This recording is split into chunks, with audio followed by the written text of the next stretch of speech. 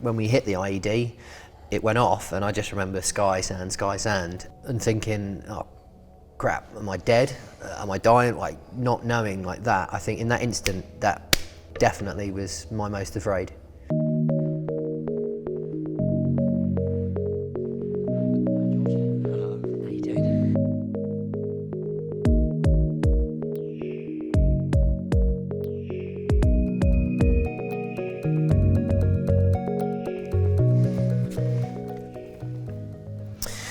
When were you most afraid? Well, I was obviously in World War II.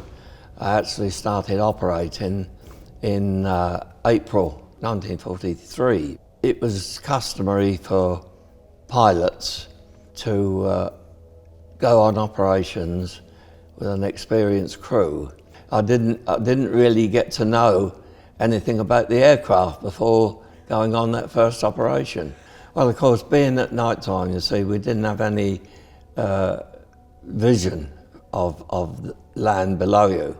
The only illumination you got was from the flak bursts. So the flak bursts is like the guns on the ground shooting up at you? Yeah.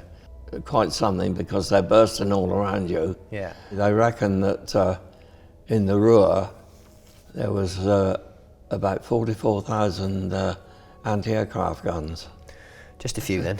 Just a few, yeah. So it was a matter of luck whether you got hit or not. Didn't make it easy for you then? No, we were in the air, sort of 400, 500, 600 aircraft. But there were occasions when aircraft got very, very close to you and you had to take evasive action. So that it was a little bit frightening, to put it mildly. What you were doing in Afghanistan? What were actually your target? Our main role in Afghanistan for the RF regiment is force protection.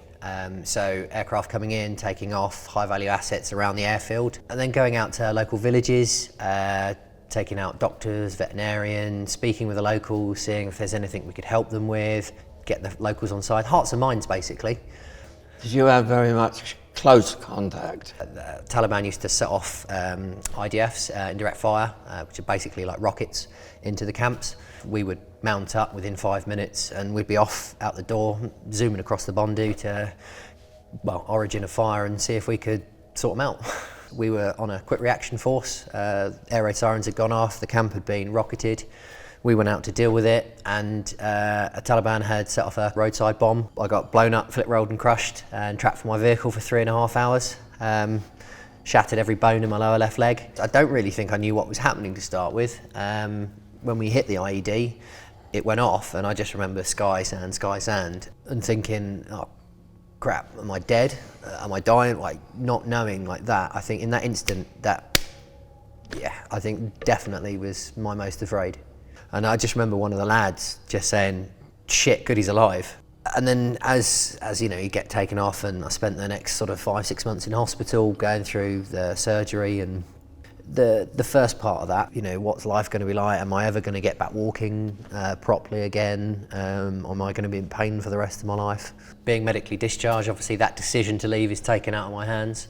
In the words of Monty Python, it's a scratch, or a flesh wound, as some of my friends call it. So yeah, I had a bad day at work. What effect does conflict have on your mental health? Personally, I think I've been very lucky. It never affected me at all. My parents never asked me. They knew I was flying on operations, but when I came home on leave, they never ever asked me about it. And I never volunteered any information. And I think that was general amongst servicemen in those days. I know that especially in the recent conflicts, for instance in Afghanistan, that they've really gone through it. For me, obviously losing my leg was difficult and that, but one of my most challenging things was the psychological aspect, the PTSD, dealing with that. 22 years old, I was a clinical alcoholic. I was addicted to my medications, you know, planned my own suicide, didn't want to be here. I remember when after I got released from hospital, and went home to live with my parents for a little bit to help me through my recovery. When I first started, my parents would come into the spare room where I was sleeping, and they'd find me, you know, asleep, you know, clawing at the walls, screaming and things like that. And in some ways, I think that was worse than the physical side, because that's more unknowing. You know, people can see that, but they can't see what's going on in your head. Yeah. From having to sort of try and pick up the pieces of me piecing my life back together. It's only over the last probably 10 years or so that people have started to talk about it. And I think it's only right that the young generation today realise what war was all about. How do you feel now about the enemy, now in comparison, now you felt at the time? I think that's a difficult question, actually. I think you know, knowing back then what the Taliban were doing, you know, they were they were actively targeting members of the military, you know, with IEDs, you know, quite horrible things that I think most of them are outlawed by the Geneva Convention, for example, you know, inhumane, against human rights and that, but that's irrespective. So personally, you know, obviously going outside the wire in Afghanistan, you didn't know who was a member of the Taliban and, you know, who wanted to kill you or who didn't. You know, there was that uncertainty, that constant adrenaline. And I think, you know, whilst there are groups and organisations that feel that way, as the enemy, as it were, that I don't think that's right, personally. But that's quite a difficult one, that. I think at the time, you know, when the, for instance, with the bombing of this country, you felt a little bit of hatred at that time. I think you realised that they were only doing the same job as we were doing. Yeah. We were fighting for the existence of this country, and that they were the enemy, and they were killing us, we were killing them. But I think since the war, it's become a lot more friendly. For example, members of the Luftwaffe have been very friendly towards us. For instance, I went to, last year I went to Peenemünde, which was an important raid that we took where the V1s and the V2s were being produced. And I got a very friendly reception from the German authorities over there. I laid a wreath on the memorial at Peenemünde, and it really was. There was no enmity at all between us. Why do you want to tell your story? I want to tell my story because I think it's important that people know what happened for me, like in Afghanistan, for troops. So I think knowing about the story and then my struggles with mental health, you know, how I overcame them and how I manage and deal with them on a day basis, I think that's important for people to hear. And maybe, you know, if it hits a nerve with them, you know, they're going through something similar, they can come out the other side of it to hopefully help someone else.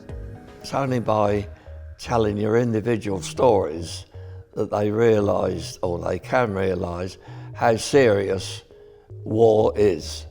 The younger generation are being taught what went on, and I think it's only right that they should be, so that they can make their own mind up about what's going to happen in the future.